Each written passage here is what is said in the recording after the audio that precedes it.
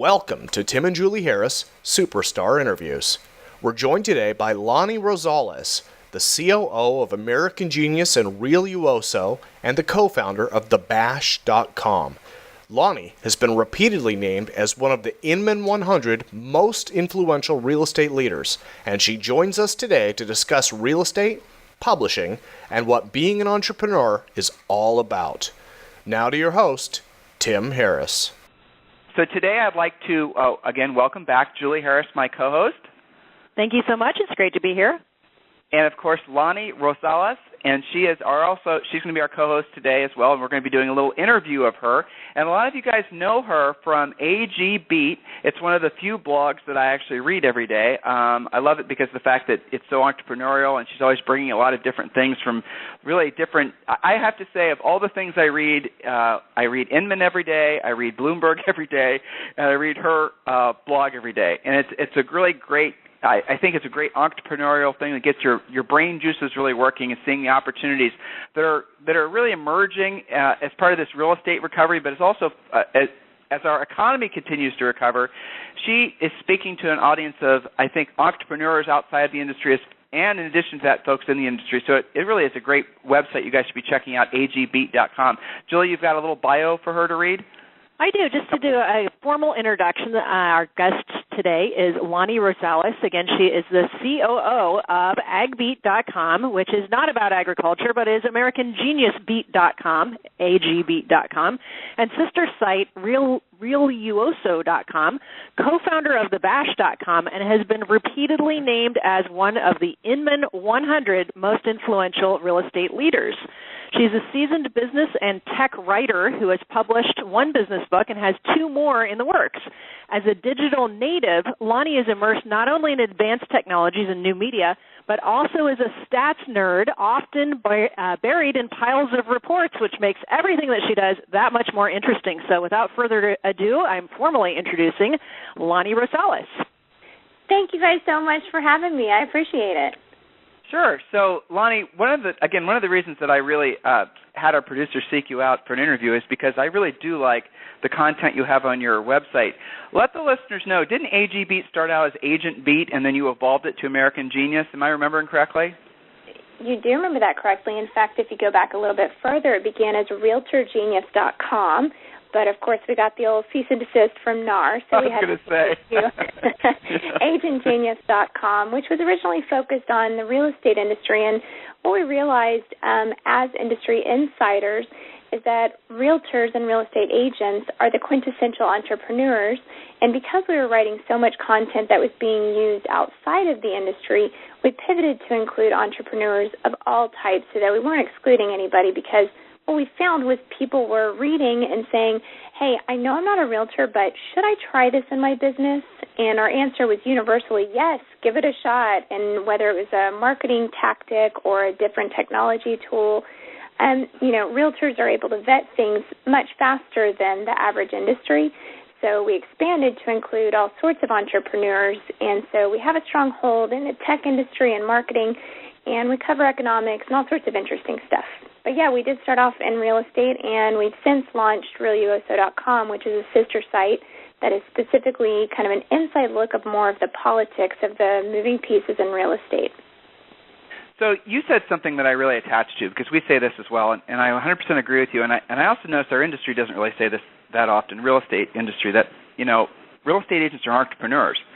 Yeah, so that's kind of an interesting, but that's a fact, isn't it? I mean, you're self-employed, but you really are an entrepreneur. It's just like starting any other business. But folks entering into our industry, they don't really think of themselves that way, do they? They don't. And what's fascinating to me is that, part of our inspiration is the average agent who is just boots on the ground, who more than almost any other industry can make decisions on their own on the fly. So they can try tools, whereas, in a more corporate environment, you have to get approvals and you have to get budgets and everything else.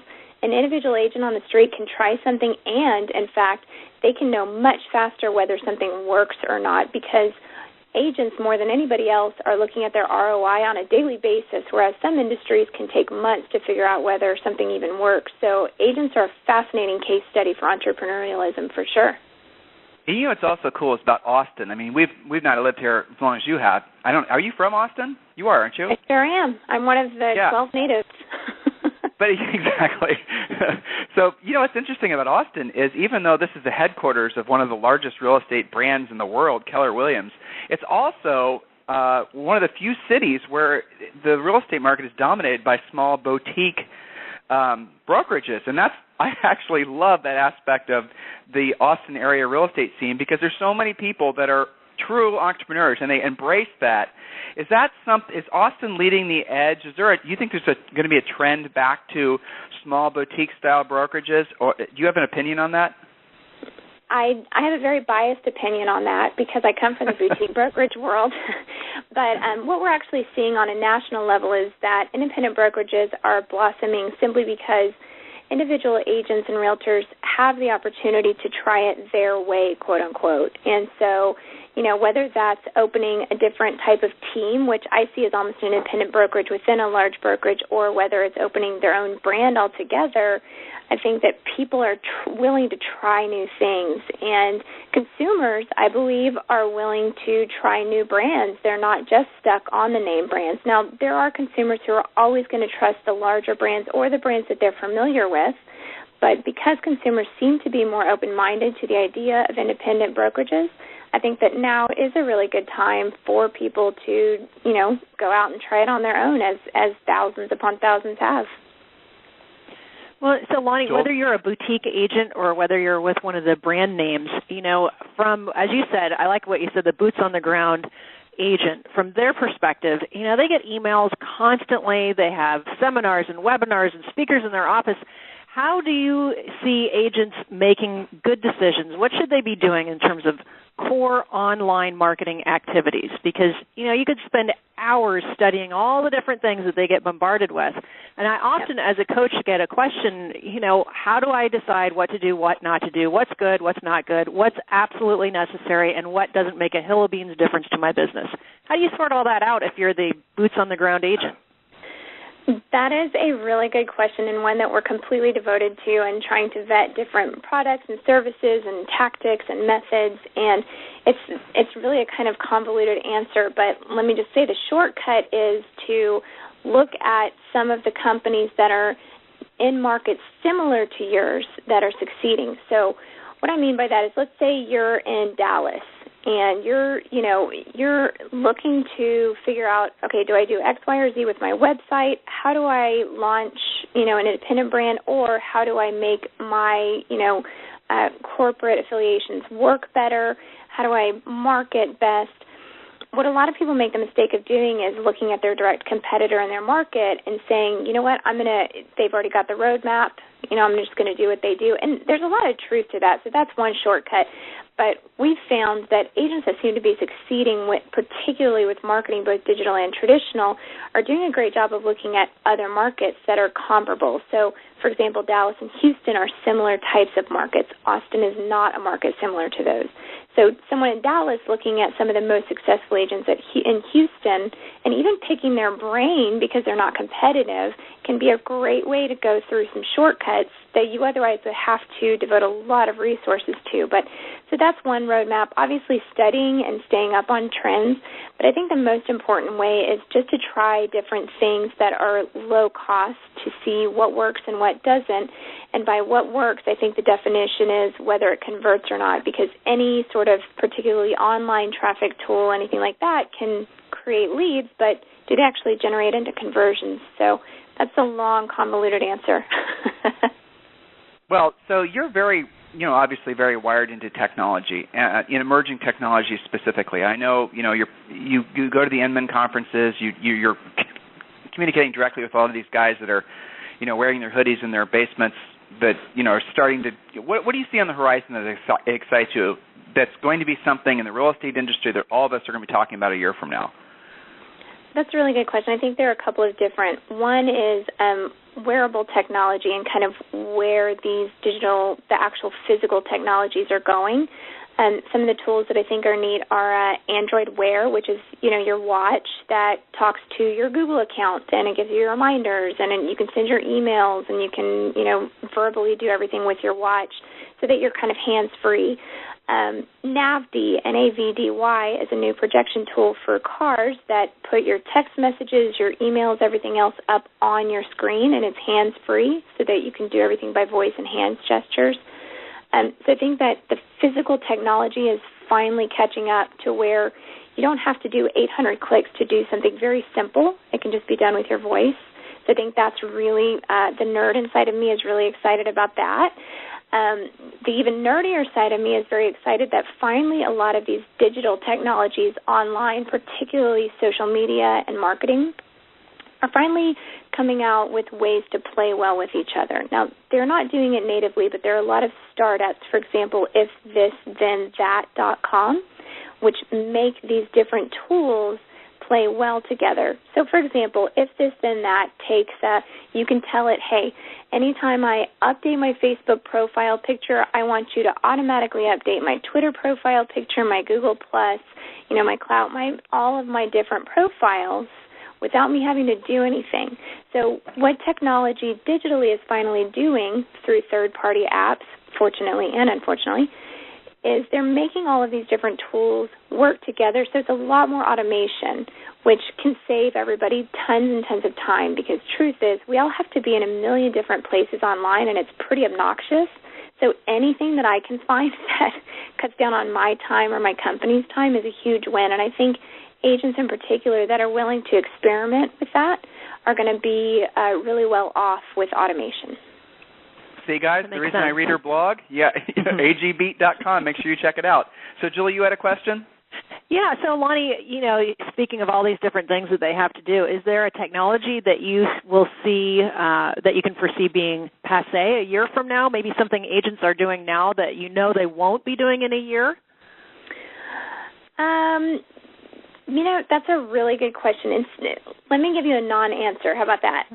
One of the things that we've noticed is a lot of people have called themselves the tech-savvy broker, the tech-savvy agent. And, yes, there are blogs entitled that, but people have taken that moniker on. And that's great, but that's already become pretty passé. What we think will be passé next year is the paperless brokerage. It's a useful concept. It will exist, but it will be so mainstream that calling yourself either a tech-savvy agent, broker, or a paperless broker, consumers will look at you and say, well, why the hell would you have paper anyways? Who cares? That's not special. Right. So I think that some of the phrasing around how agents in particular are positioning themselves, that will likely become passé. As for some of the digital marketing efforts that people are making, email still reigns. The phone is still great. I don't think any of the social networks are going to die by next year. But I certainly hope that some of the wasted time by agents will. So I think awareness of you can't just get on Twitter and talk about your food. I think that people are becoming aware of that. So that next year I think we'll see a lot less of that and a lot more productive use. Yeah, well, you know what? I don't want to drill down on that any more than you already have, but yes, that's an excellent point.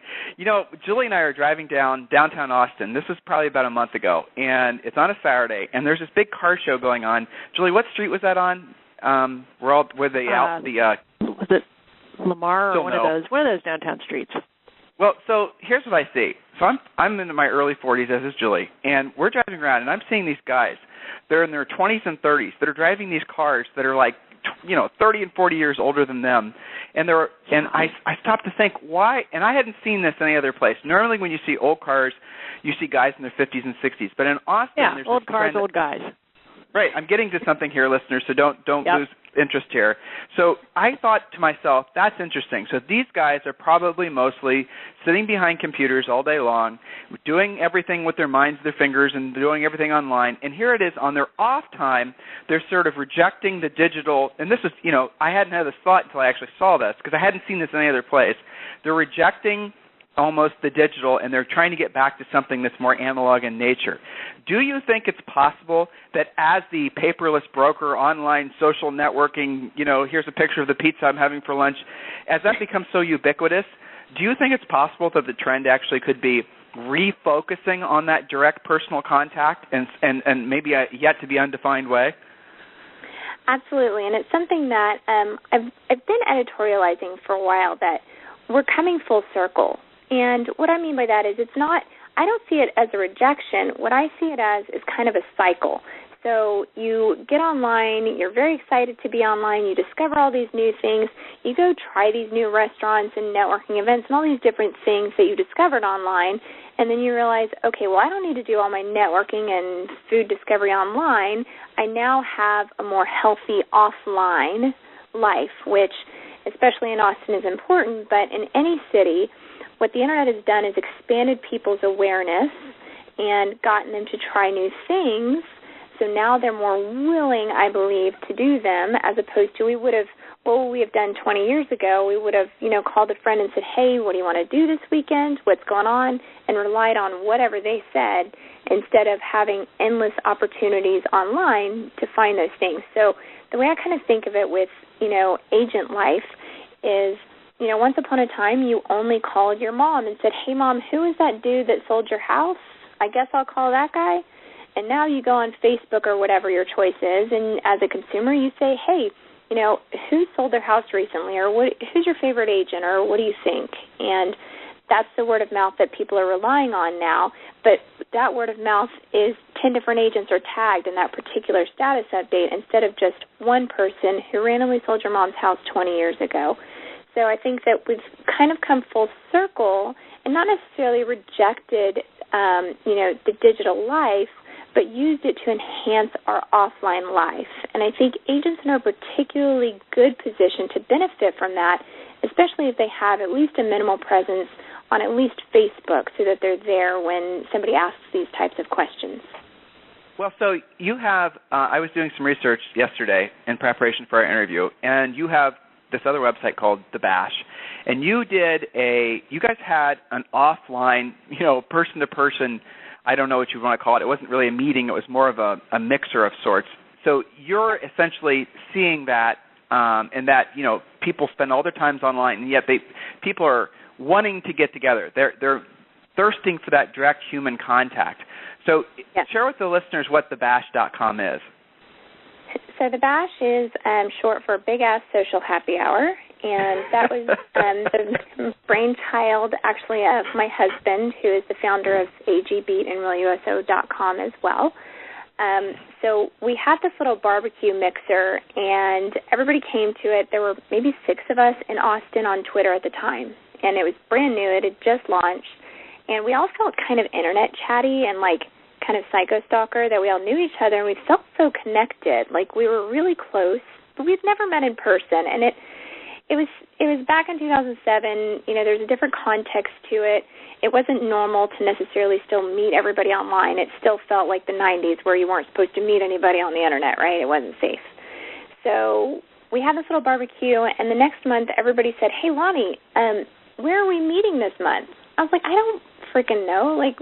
Just meet wherever you want. But it turned into this thing where my husband and I were organizing and, getting the bars together and, paying for different things. But, what we found is that this community blossomed almost overnight.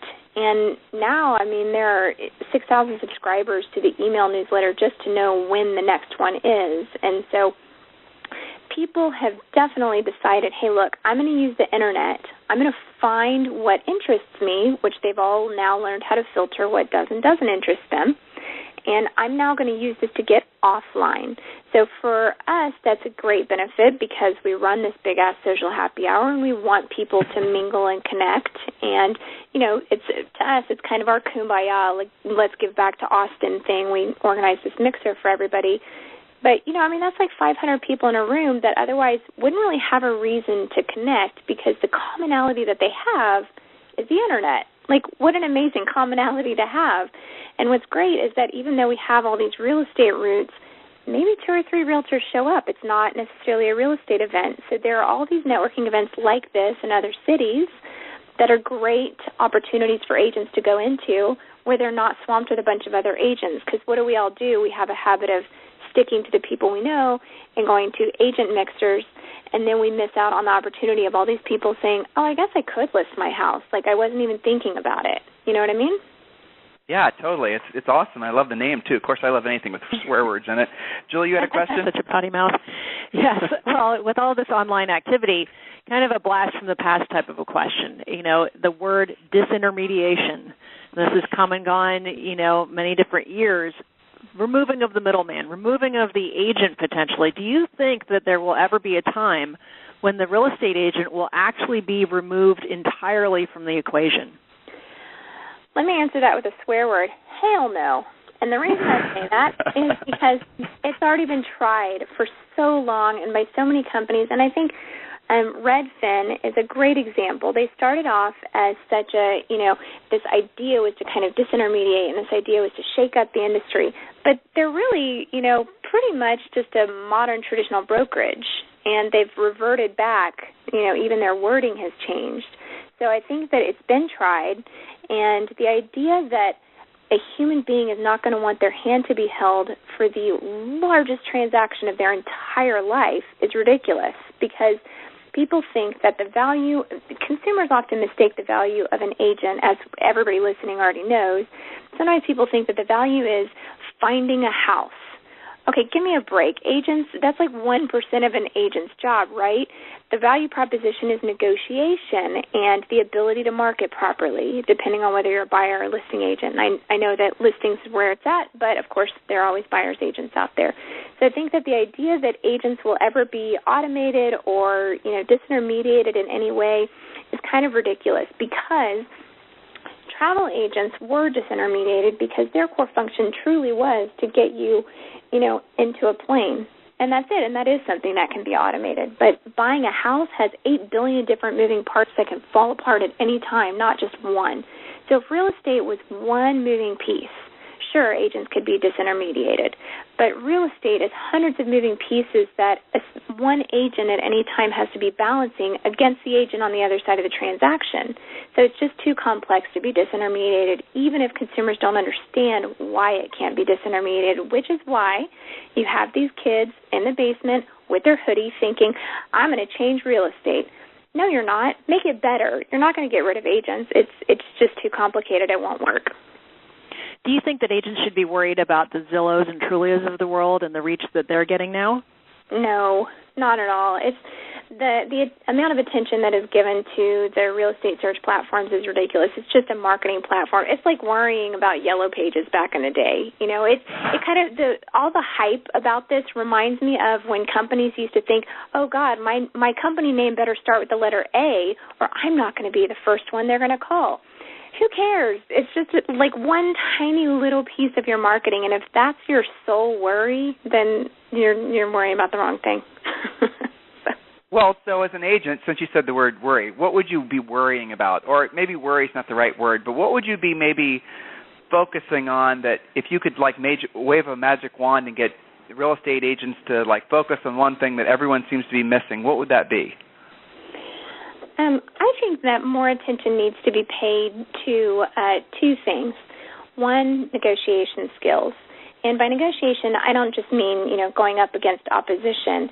I mean negotiating, with your clients, on behalf of your clients, communication skills. And I think that that's something that lawyers understand. And sometimes people love when you compare agents to lawyers. Some people hate it, but lawyers often are independent agents as well, and they know that they have to negotiate a contract. And that's what's at the root of real estate, is that contract. Now, it's really easy to worry about all the little moving pieces that get you to the point of getting that contract. But if you can't execute a contract, no matter how many listings you think you have or you're going to get, you'll have a bad reputation if you can't execute. So I think being able to negotiate and navigate and communicate in a modern world where consumers do know what Zillow is, they do know what an automated valuation model is, and they are going to call you and say, well, Zillow says my house is worth $500,000. Well, no, buddy, it's $230,000. But here's why. And when agents understand the world around them and understand all the moving parts, and they can negotiate based on a wide understanding of all those parts, then they'll succeed. But that's what a lot of agents need to worry about, because they're not well informed. Many agents are not listening today. Many agents are not reading AGB or Realuoso. Many agents are just going to work. They're good people, but they don't know how to handle those situations where people call and say, but Zillow said. And so that's really the main worry, is being informed and being able to negotiate.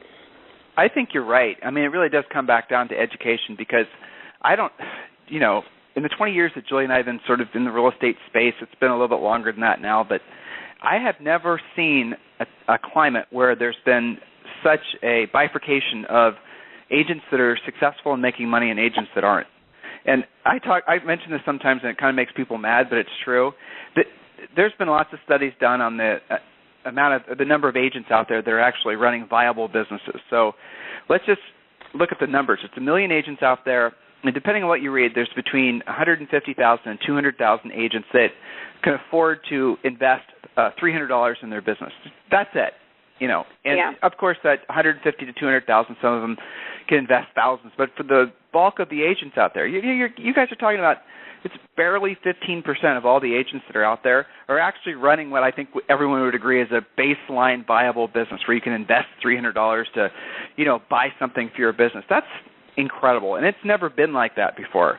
So I really do think what you just said is right, because it does come down to the ability to see the conversation about the Z estimate as a conversation starter, an opportunity to win business, not something that you should run from. And you have to know your market like the back of your hand. You have to be better at your job now because of all the information that's available to folks online than you've ever been before. And, like she just said, if you wander into your office and you're expecting somehow to make money through osmosis, it's just not going to work anymore, So the folks will pay, buyers and sellers will pay for someone who doesn't just claim to be an expert, but someone who actually has earned the right to be an expert because of the fact they've taken the time to master their ability to provide a superior level of service. Jules, you were about to say something? I'm sorry. Well, I was just thinking about the onslaught of, I've read in several places that of the past 90 days, about 30% of the closings have been pocket listings. Well, you're not going to find those on Zillow or Trulia. That means the agent is out there hunting down the next house for you to look at.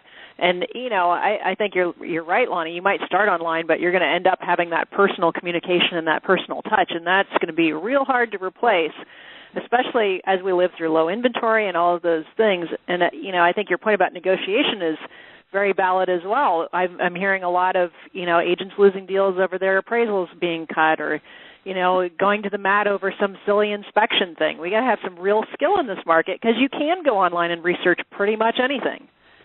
Yep. It gets down to skill. Yep. Well, and I think that often one of the mistakes that the industry makes is customer service is, of course, extremely important, but a lot of people think that they have to have, in order to succeed, they have to have this, sweet personality and this likable personality, when in truth, some of the most successful agents are kind of jerks, right? But it's like a lawyer. I'm going to hire someone who I know is going to get the top dollar for my house, whether I think they're going to be my drinking buddy or not. I don't really care. I just want them to do their job. And there's a lot of emphasis put on, being a nice guy and being a great communicator, but being a great communicator doesn't necessarily mean being sweet or, being buddy-buddy with everybody. Some of the most successful agents in this country, and you've probably met most of them, they're not always the most friendly people, but they get the job done. They negotiate like crazy. They know exactly every tiny little moving piece of their market, and they're experts in what they do. Yeah, and then that's because you're right. I mean, the traditional way that agents are taught is you have to be likable. You have to go out of your way to be the golden retriever in your marketplace. But nowadays, I think I 100% agree with you. You have to really know your stuff. So we really appreciate you being our co-host today. And so if folks wanted to connect with you, what's the easiest way for them to do it? Oh, and you also do a fair amount of public speaking, too. So we have a lot of listeners that might be interested in hiring someone at your caliber to speak at their next event. Let the listeners know all the ways they can connect with you. Probably the easiest way is to Google me, Lani Rosales, Lani. But Twitter is a good way, but email is the best, LaniRosales@gmail.com. You can find me all over the place. If there's a social network, I'm on it. You can probably reach me there. Okay, easy enough. And everyone, listen, go to AG Beat and start there. Again, great place to get inspiration and ideas, because, guys, listen, we are all entrepreneurs. If you have a real estate license, whether your broker, office manager, or your husband or your wife or whatnot has told you this, you are a small business owner. You are an entrepreneur. So you got to think of yourself like that, because when you start thinking of yourself as the business owner that you are, you start making decisions that are going to be a little bit more significant and profound than, say, if you're just thinking of yourself as a sales agent. So, Lani Rosales, thank you very much for being our co-host today. And everyone, please share this podcast with as many different folks as you can. And we really appreciate you listening, and have a wonderful day. And thank you.